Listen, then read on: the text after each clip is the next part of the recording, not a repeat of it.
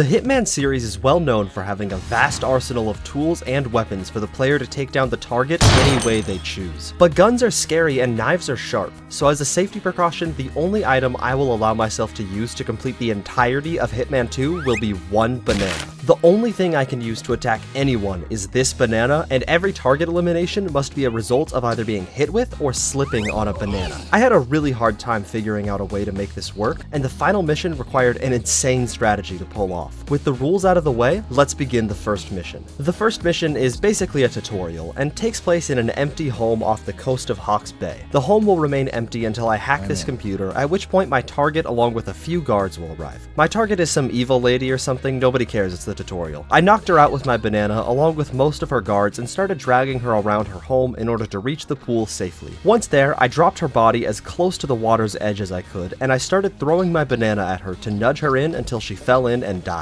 You might be noticing that I'm not actually aiming the banana at her, and instead I'm just lightly tossing it towards her feet. This is because when thrown at a target or placed on the ground, bananas become unusable, and since this game has no bananas in any level, I will only have one to work with for each mission, and I cannot afford to lose it at any time. Now that the tutorial is done, let's get on to one of my favorite maps of all time, Miami. This is a huge map with a car race happening in the center. My targets are a father-daughter duo named Sierra and Robert Knox. Sierra is a race car driver, and Robert resides in a tech development lab overlooking the race. My first instinct was to try to use a banana Mario Kart style to kill Sierra while she races, but unfortunately her car just flung the banana out of its way and kept going. So I decided to start with her father first. Since I have two targets, it isn't plausible for me to get them to slip and fall to die, and along with that, neither of them gets remotely close to anywhere dangerous. As a matter of fact, there's pretty much nowhere in Miami that anyone can slip and fall. The only place someone can even fall to their death is at the pier on the edge of the map. But how could I possibly get my targets there? I would have to knock them out along with almost every single guard on one of the largest Hitman maps of all time, while simultaneously dragging two unconscious people across at least half the map's length without getting shot by a swarm of guards, and make sure a guard is able to find their body to wake them up so I can then knock them into the ocean. So that's exactly what I did. After some trial and error, I managed to knock out Robert and dragged him to a corner of the map somewhat near the pier where he won't be found, and did the same with Sierra. I knocked out any guards in my path, but I do need to be careful. If I accidentally knock out every guard on the map, I will fail the mission, as only guards are capable of waking up unconscious NPCs, and I'm gonna need someone to wake these guys up, as it's unlikely I'll be able to nudge both of them into the water without throwing my banana into the water too. Eventually,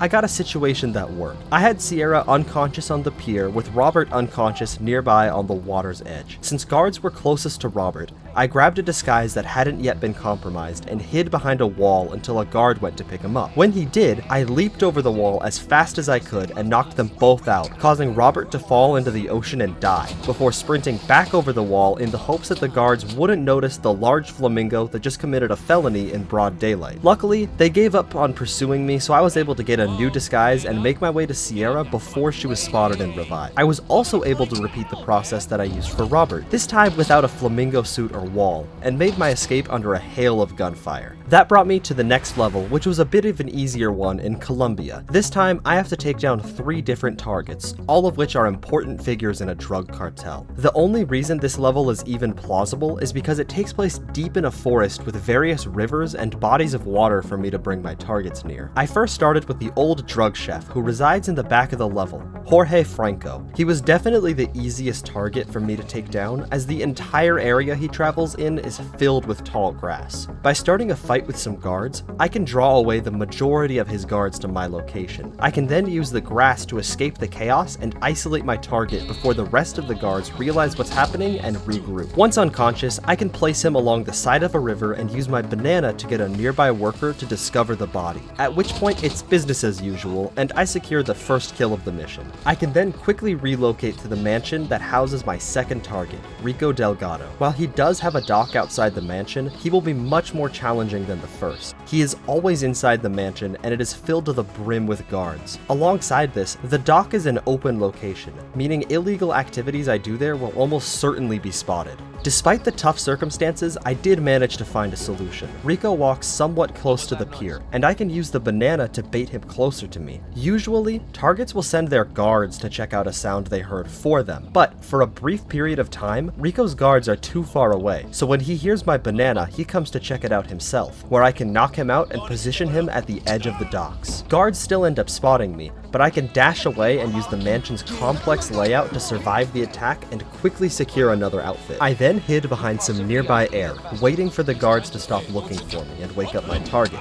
When they do, I sprint at them from seemingly out of nowhere to send Rico into the water and secure the second kill of the mission. Since the guards don't do a good job communicating between areas, I didn't have any problem sneaking into my third target, Andrea Martinez's room, and knocking her out and all of her guards and workers. Then, I need to find a small window of timing to move her body correctly to avoid being spotted and killed by guards patrolling the street, so I end up taking her all the way out to the pier, where, as you could guess, I wait for her to get picked up by a guard and then knock her into the water. But now I'm sick of knocking people into the water, and my next mission in Mumbai is the perfect remedy for that. Despite that, I still threw my first targets into the water, but the third, Dawood Rangan, is where things get way more fun. He's filming a Bollywood movie atop a giant tower with questionable safety regulations. At the very top of it all, he is threatening some random guy by saying he will throw him off the building if he doesn't meet his demands. After clearing out all of the guards up here, I can safely bait Dawood using my banana to get him on a dangerous ledge, where I can then get him to slip and fall to his demise off the top of the tower, finally finding a use for the slip mechanic I was hoping to use more for this run. This lets me boat away to my next mission in Whittleton Creek,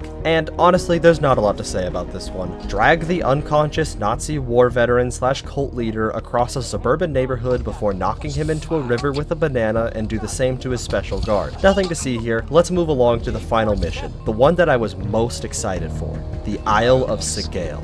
This mission has the highest number of real NPCs in all of Hitman, with almost 400 fully unique characters populating the map. This level takes place on an island hosting a party for a secret society, where some of the most powerful people in the world gather to make plans and hang out. This place is covered with a huge medieval-style castle, and in the back of it, they're holding a funeral service for Janus, the guy I knocked into the river a minute or so ago. However, there's no body, so I guess they never fished him out of there. My targets are twin sisters named Zoe and Sophia Washington, while there's also an individual called the Constant that I cannot allow to die or escape. To top it all off, both of my targets have a kill switch that, when activated, will instantly kill the man I'm trying to protect. Both of my targets hang around in the back of the level, primarily in the castle high above ground. They don't really go near any ledges, however, so the only plausible way to eliminate them is throwing them into the ocean below. With only one banana and one of the most guard-dense maps in all of Hitman,